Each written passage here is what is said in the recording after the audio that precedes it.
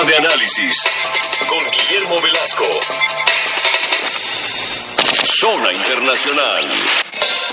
Seguimos adelante en esta zona de análisis, en la tercera emisión de Zona 3 Noticias. Les recuerdo la vía de contacto a través del WhatsApp 33 18 80 76 41, y le comentaba al inicio de esta emisión sobre los atentados terroristas de esta mañana allá en Bélgica.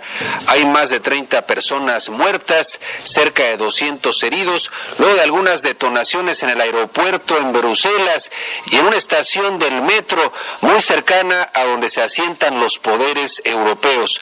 Un ataque no a Bélgica, sino a Europa y a Occidente. Y vamos a conversar con el doctor Rodrigo Soto Morales, quien es abogado, experto en geopolítica y quien ha seguido muy de cerca en las últimas horas pues las implicaciones de este lamentable atentado que simbra nuevamente a Europa y que asienta el terror en aquellos lares. Rodrigo Soto Morales, ¿cómo te va? Muy buenas tardes.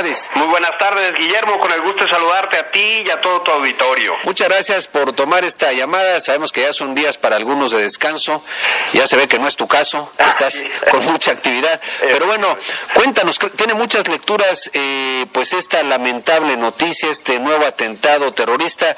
¿Cuál es tu primera impresión? Y ahora tendré algunas preguntas que poner sobre la mesa, pero ¿qué es lo primero que te viene a la mente como análisis tras lo que estamos viendo? Bueno, lo primero que se me vuelve a la mente es que la captura hace 4 días en Francia del sospechoso de los atentados tan pues atroces que también se vieron en la ciudad de París. Salah Abdel-Salam, ¿no? Es correcto. Sí. A finales del año pasado realmente le pegaron a, pues ya no me gusta a mí llamarlo Estado Islámico porque es de alguna manera reconocer su figura, su entidad o su pretensión a Daesh, porque esas capturas lo que traen consigo es la posibilidad de obtener información que lleve a dar con la perspectiva, o vamos a decirlo así, el mejor conocimiento de la estructura operativa de este movimiento, que insisto, lo que pretende con un acto terrorista, no lo olvidemos, Guillermo, un acto terrorista no es un acto de confrontación que busque un sometimiento o subyugar al enemigo, sino que lo que busca es comunicar, enviar un mensaje, y no solo de terror psicológico a Europa en este caso y al mundo, sino de confirmación en la lucha a los militantes y correligionarios de este movimiento. Entonces, al no tener la capacidad para un enfrentamiento bélico frontal y de someter al enemigo, lo único que provoca es crear pánico, terror, pero al mismo tiempo dar un mensaje de consistencia, de esperanza o de ilusión en que los objetivos políticos, religiosos que tienen se pueden llegar a conseguir, y sobre todo a la gente que está en los territorios que ellos dominan. Ese sería mi primer comentario, Guillermo. Oye, Rodrigo, y no coincido plenamente con lo que estás diciendo. Ahora, me estaba leyendo hace un momento un interesante editorial del periódico El País que se titula Europa unida contra el desafío terrorista. Y bueno, yo creo que además de esta detención que tiene lugar en Bruselas, justamente del hombre que presumiblemente coordinó los ataques terroristas en París el pasado mes de noviembre, no hay que olvidar que pues Bruselas es la sede del Parlamento Europeo. Lo que dice este editorial que no es un mensaje a Europa en su conjunto, con lo que ningún país de lo que ellos llaman esta coalición contra el Estado Islámico pues estaría exento. ¿Compartes esa visión de este editorial del periódico El País? Sí, porque cuando estamos diciendo que un atentado terrorista tiene una naturaleza de tipo comunicativa, lo tienes que plantear como un tiro de precisión, es decir, que tu acción tenga el mayor eco posible, la mayor resonancia posible, para que pueda darte la mayor legitimidad o, vamos a decir, confirmarte en tu propósito lo más posible.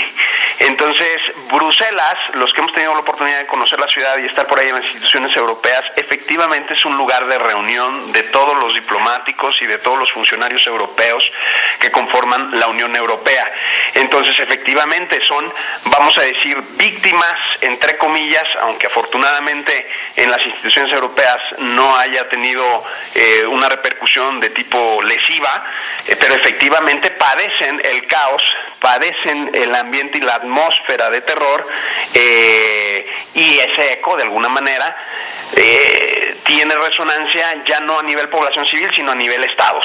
Entonces, el que lo hagan cerca de las instituciones europeas efectivamente le da, vamos a decirlo, desde un punto de penetración mercadológica más fuerte, ¿no? Sí, ahora también decía este editorial, estoy conversando con Rodrigo Soto Morales, experto en geopolítica, y bueno, decía este editorial que en realidad esto va a requerir un planteamiento muy distinto para enfrentar el terrorismo a nivel europeo, porque referían que Francia prefirió jugar en solitario con sus acciones puntuales como respuesta a acciones, digamos, de extrema seguridad a posteriori, porque además hay que decirlo, Rodrigo, como que el terrorismo siempre va un paso adelante. Tú lo dices bien, se trata de que la sociedad no sepa a qué atenerse y es un juego de carácter mediático, pero lo cierto está en que siempre sorprende, porque aunque se toman medidas, como los que están ahí están dispuestos a inmolarse y son ataques de carácter suicida, diera la impresión de que se haga lo que se haga, irá un paso más adelante y será, lo digo entre comillas, acciones de carácter innovador. Es correcto, mira, me gusta tu apunte, Guillermo, porque coincido y creo que dando una visión, vamos a decir, proactiva ante la situación y positiva ante las posibilidades, la Unión Europea siempre ha sido acusada de ser un sueño inoperante y ha estado sometida a grandes tensiones políticas, pero también económicas y operativas, de que si funcionaba o no funcionaba como experimento político, como experimento legal, como experimento económico. Lo cierto es que la Unión Europea, después de la Segunda Guerra Mundial, ha salido avante, no obstante la Guerra Fría, y ha funcionado como bloque político y económico, y ahora lo está haciendo, por ejemplo, en materias como aviación, donde tenemos un espacio único europeo, un control aéreo europeo único, unas reglas de aviación europeas únicas, donde hay un marco de competencia económico único, y me parece muy interesante que ahora esto se traslade al reto de la seguridad y la labor de inteligencia.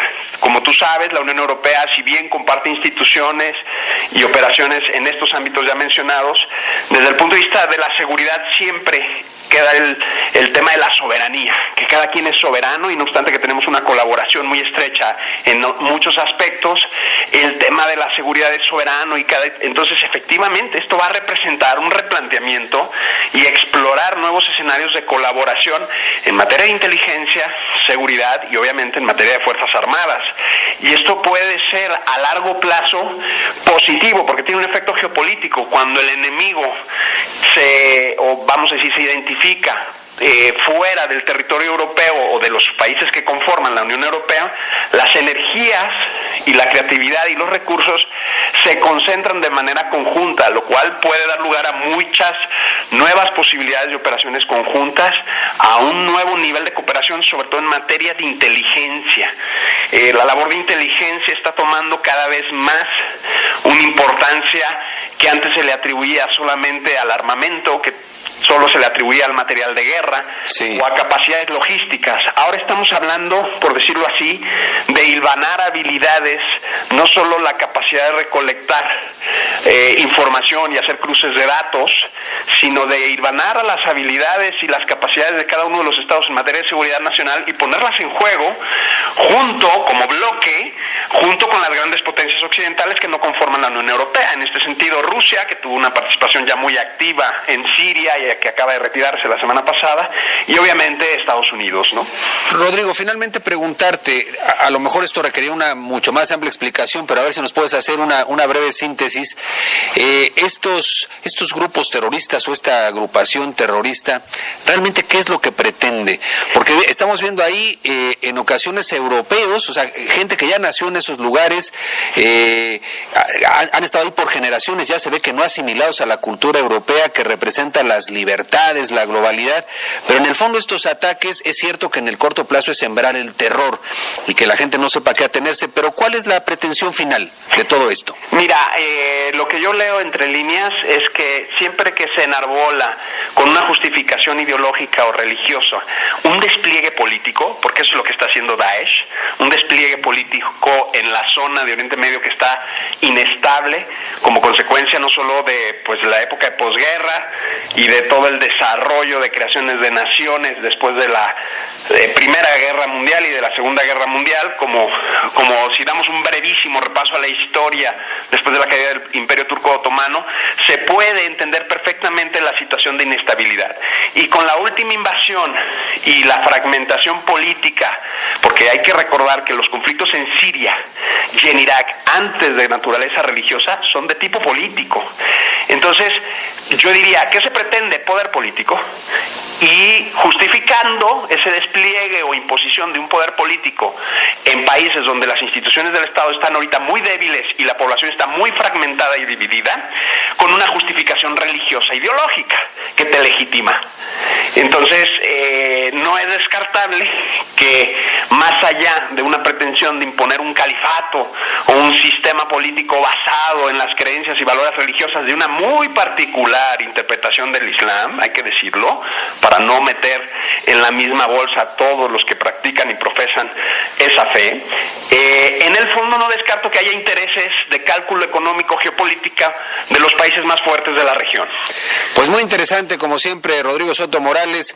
Creo que es un tema que tendremos que abordar en los siguientes días, pero agradezco tu disposición para hacer este análisis preliminar. Muchas gracias y muy buena tarde, Rodrigo. Muy buena tarde, Guillermo, te mando un fuerte abrazo. Gracias, ahí tiene usted al doctor Rodrigo Soto Morales, experto en geopolítica. Una persona al respecto nos comenta, la persona con terminación en su teléfono 6526, salvo su mejor opinión, considero no es una reacción por la captura del terrorista capturado. Esos ataques los planean con algún tiempo de anticipación, mucha logística para llevarlo a cabo. Coincido efectivamente, ahí se detiene en Bruselas a esta persona, pero yo creo que es un ataque justamente al corazón de Europa, a las instituciones europeas. A esta persona, a quienes me están escuchando, yo les recomiendo mucho este editorial, que si ustedes entran al diario El País, es la editorial central, que se llama Europa Unida contra el desafío terrorista. Creo que es un texto que no tiene desperdicio. Simplemente le leo el primer párrafo. El autodenominado Estado Islámico volvió ayer a aceptar un durísimo golpe en el mismo corazón de Europa. Esto es muy importante. El doble atentado yihadista perpetrado en Bruselas